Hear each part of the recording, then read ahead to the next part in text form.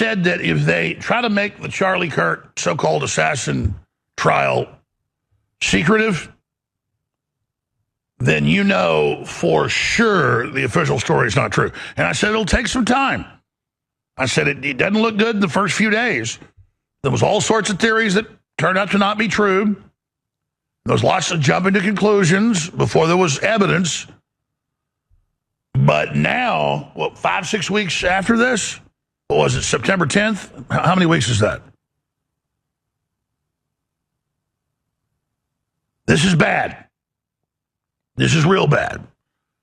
Even mainstream media is calling this one of the most secretive trials in history. The judge is making everything secret with gag orders, including the police reports and 3,000 witnesses, associates, or anyone that knew Charlie Kirk. They're saying effectively any talk show host that knew him or talked to him is under gag order.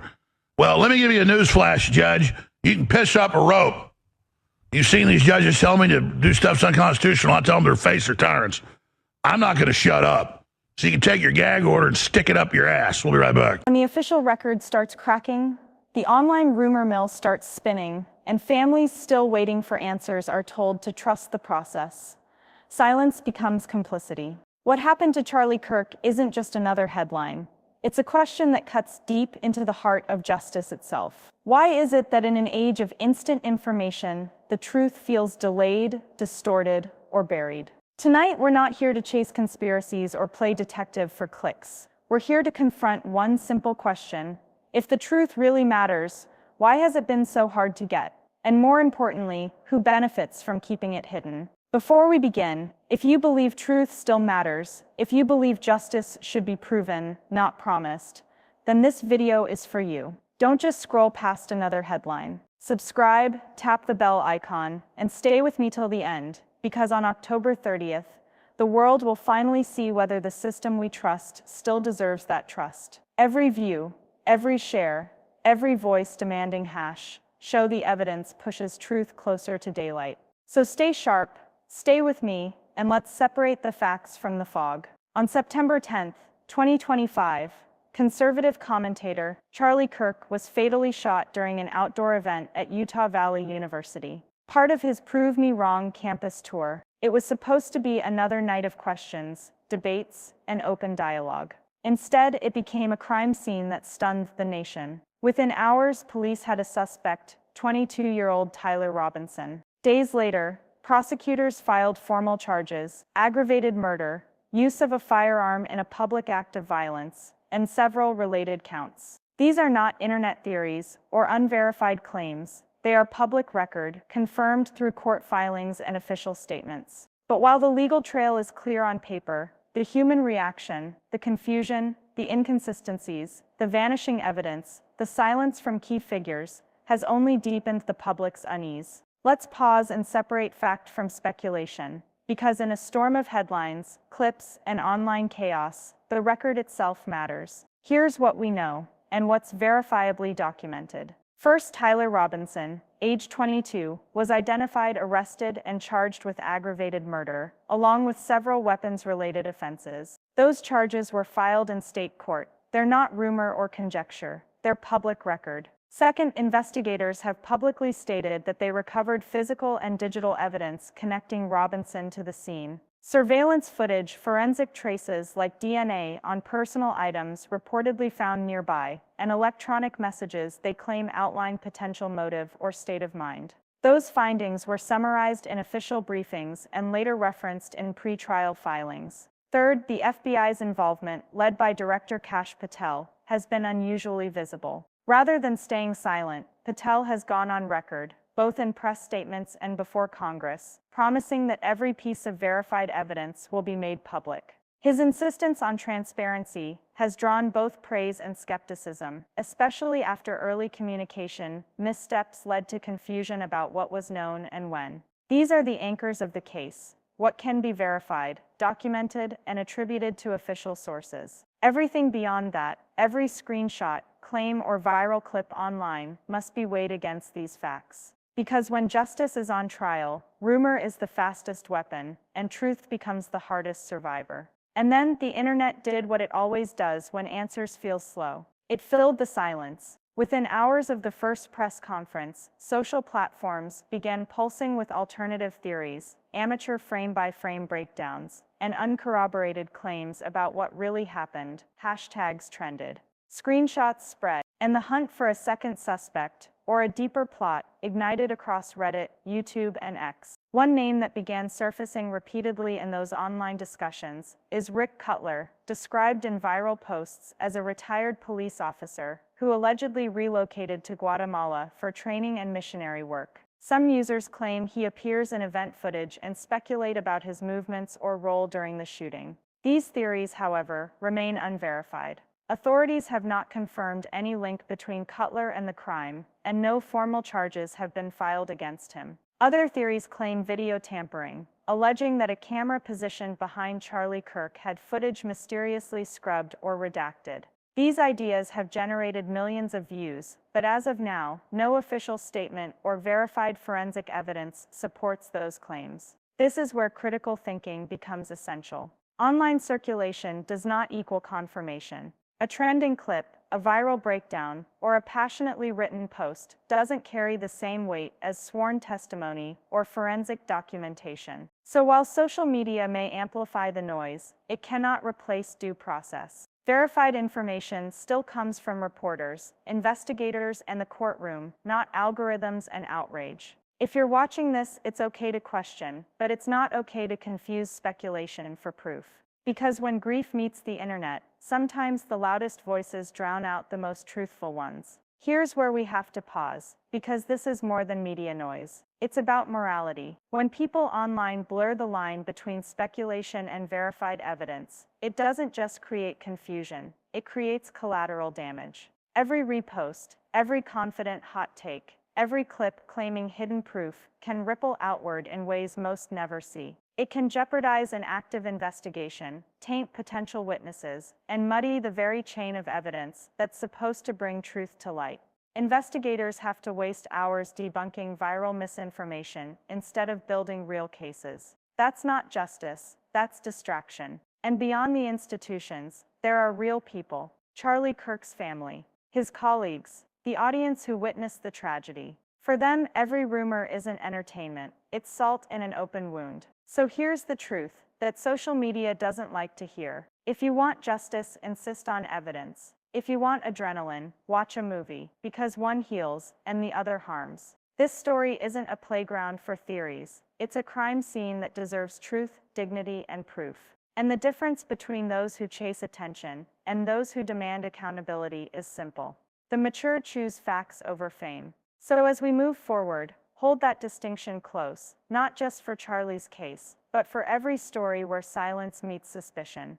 Now let's get specific. Because when information explodes online, not everything that trends deserves your trust. So let's walk through the 3 biggest online claims, and how they actually stand up when weighed against the public record. Claim 1, a security official or ex-military trainer named Rick Cutler was the real shooter. Status: unverified. Yes, there are videos, slowed-down clips, and commentary channels that point fingers toward Rick Cutler, describing him as a retired officer or weapons instructor living in Guatemala. But here's what's missing: any official confirmation, forensic tie, or legal filing that connects him to the shooting. Law enforcement, both local and federal, have not charged him or named him as a suspect. The sole suspect charged remains Tyler Robinson, and that charge is backed by formal documents, not screenshots or speculation. So until evidence appears in a courtroom, this remains an online theory, not an established fact. Claim 2, cameras and SD cards were tampered with by the event organizer. Status: allegation requiring proof.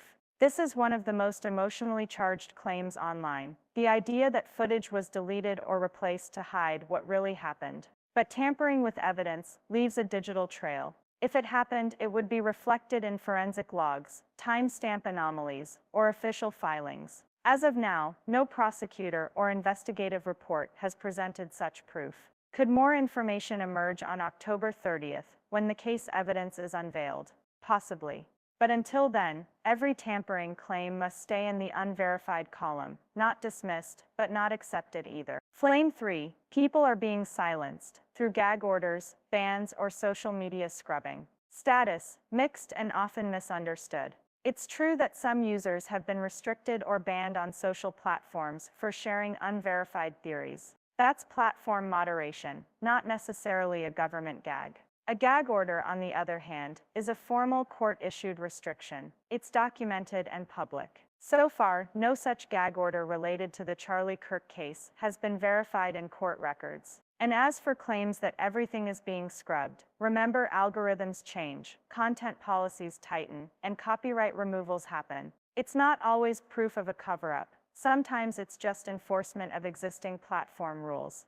The takeaway: before you believe a viral post, ask, where's the paper trail? If there's no public record, no court filing, and no law enforcement acknowledgement, it's still just a claim. Because truth doesn't fear verification. Lies, on the other hand, never want you to fact-check them. Let's talk about the line, the one too many people cross without realizing it. It is not just careless, it is morally irresponsible to present speculation as fact when people's lives, reputations, and legal outcomes are at stake. Every unverified claim, dressed up as truth, can ripple out to destroy trust, distort justice, or even endanger real people. If you want to challenge institutions, good. That's what a healthy democracy demands. But if you're going to do it with integrity. Don't trade accuracy for attention. Don't confuse volume for verification. Ask the right questions. Where's the evidence? Is it filed in court? Can this claim be cross-checked in the public record? That's not being cynical. That's being credible. We don't serve truth by throwing accusations at walls to see what sticks. We serve truth by holding power accountable with proof, not passion. So here's the challenge. If you're truly fighting for justice, then fight clean. Don't spread what you wouldn't swear to in court.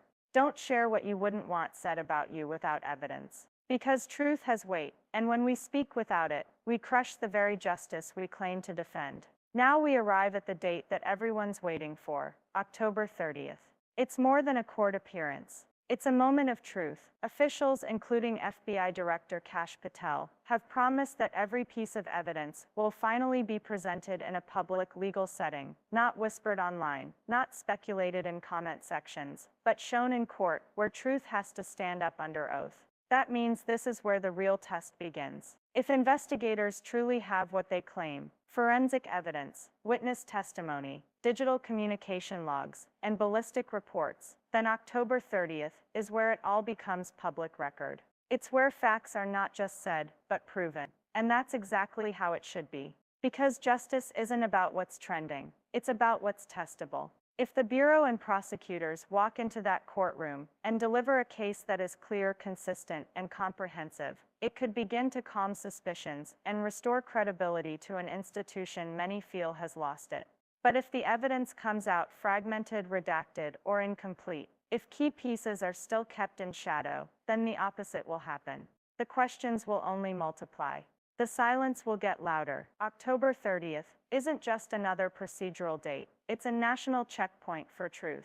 It's where every claim, every defense, every doubt will meet the weight of evidence. And in that room, speculation won't matter anymore. Only proof will. Want to say something directly, not to the public this time, but to the institutions that hold the scales of justice. If you are in charge of truth, your duty is not to comfort. It's not to control optics. It's not to protect a reputation or shield a narrative. Your duty is, and always has been, to the truth. Every time an official delays transparency, every time statements contradict each other, every time evidence is withheld or blurred by bureaucracy, you don't just protect an image, you injure public trust. That betrayal is not small. It echoes through every family waiting for closure, every community losing faith, and every citizen wondering if accountability still exists. Families deserve clarity, citizens deserve evidence, and democracy deserves institutions brave enough to choose truth over self-preservation.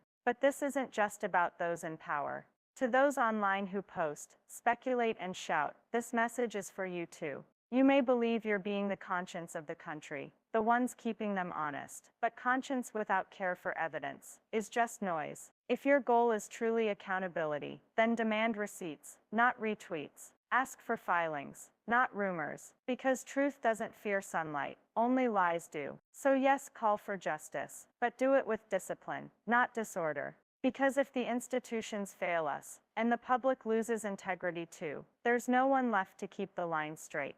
On October 30th, don't just scroll, watch. Watch the filings, watch the exhibits, watch the courtroom, not the rumor threads. Because real justice isn't hidden in a clip or a caption, it's proven in public. Demand that every answer be on the record, not whispered online. Share responsibly, question boldly, and when you speak, insist on one thing: show the evidence. That's how truth survives. That's how wounds begin to heal. And that's how justice, real, accountable, public justice, finally wins. Now it's your turn. If you believe truth deserves daylight, don't just watch, stand for it. Subscribe, share this video responsibly. Leave a comment saying #show the evidence, and make your voice part of a movement that demands transparency, not theories. Because justice isn't a headline, it's a responsibility. And on October 30th, the world will be watching.